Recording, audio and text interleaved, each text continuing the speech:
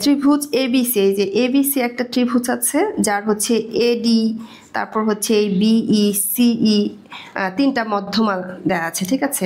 এই মধ্যমা ত্রয় আবার হচ্ছে এই যে জি বিন্দুতে ছেদ করেছে। এখন আলোচ্য বর্ণনা মতে তোমাদেরকে 1 ও 2 নং প্রশ্নের উত্তর দিতে হবে। 1 নম্বরে আছে যে জি বিন্দুর নাম কি, আর 2-এ আছে যে জি বিন্দুর মধ্যমা ত্রয়কে যে অনুপাতে বিভক্ত করে তাকে। এখন খেয়াল করো, আমরা এখানে বলা হচ্ছে জি বিন্দুর নাম কি। প্রথমে খেয়াল করবা যে ত্রিভুজ এবিসি এর মধ্যে মধ্যমা কোনটা। মধ্যমা কিন্তু হচ্ছে 3টা আছে, কিন্তু এর মধ্যে ত্রিভুজের যে শীর্ষবিন্দু, ত্রিভুজের শীর্ষবিন্দু কি এই এ, ত্রিভুজের শীর্ষবিন্দু থেকে যে মধ্যমাটা, মানে ত্রিভুজের শীর্ষবিন্দু থেকে অঙ্কিত মধ্যমা যে বিন্দুতে ছেদ করে তাকে বলা হয় হচ্ছে ভরকেন্দ্র।